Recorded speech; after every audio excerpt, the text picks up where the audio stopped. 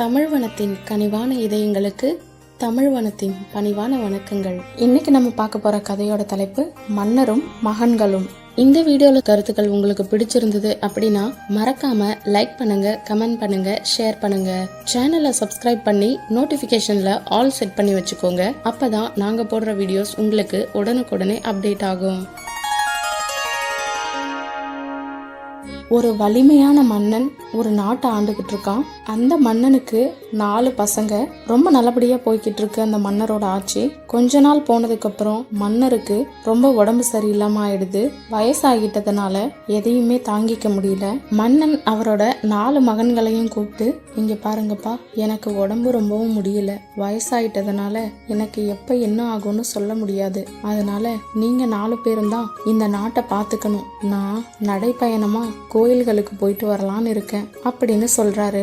இதை கேட்ட 4 பேரும், நடைப்பயணமா, இனிமே எதுக்குப்பா அப்படின்னு சொல்றாங்க.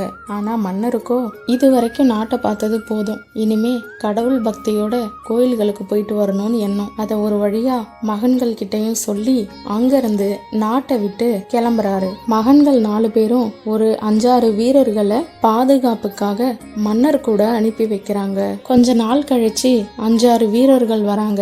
அவங்க வந்து போற வழியிலேயே மன்னருக்கு உடம்பு சரியில்லாம ஆகி மன்னர் இறந்துட்டதா செய்தியை தெரிவிக்கிறாங்க. இத கேட்ட 4 பேரும் ரொம்ப உடைஞ்சு போயிடுறாங்க.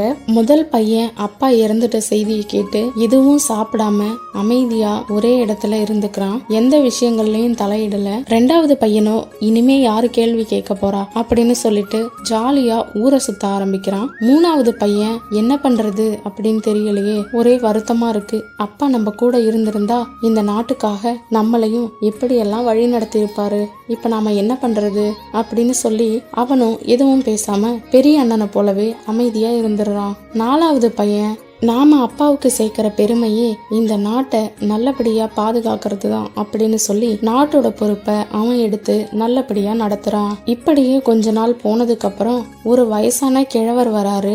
அந்த கிழவர்கிட்ட எல்லாரும் நடந்த செய்தியை சொல்றாங்க.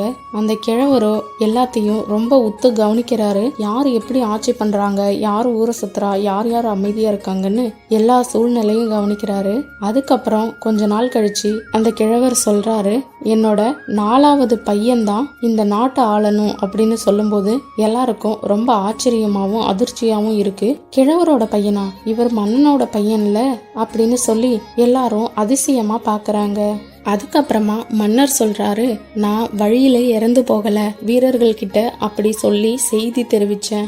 ஏன்னா யார் வந்து இந்த நாட்டை ஆளக்கூடிய பொறுப்பை எடுத்துக்க போறாங்க, யாருக்கு நாட்டு மேல அதிக பொறுப்பு இருக்கு, அப்பா மேல உண்மையான பாசம் யார் வச்சிருக்காங்கன்னு தெரிஞ்சுக்கத்தான் நான் அப்படி சொன்னேன். என்னோட 4வது பையனுக்கு தான் இந்த நாட்டை ஆளக்கூடிய சக்தியும் திறமையும் இருக்கு அப்படின்னு சொல்லி 4வது பையனுக்கு நாட்டை ஒப்படைக்கிறாரு. இந்த கதையில இருந்து நாம என்ன தெரிஞ்சுக்கிறோம்னா, வாழ்க்கையில பிறப்பு இறப்பு அப்படிங்கிறது சகஜமான ஒண்ணுதான். அதனால அதை காரணம் காட்டி எதையுமே தட்டி கழிக்க கூடாது. எல்லாத்தையுமே சரிவர பாத்துக்கிற பொறுப்பு நமக்கும் இருக்கு அப்படிங்கிறது தான்.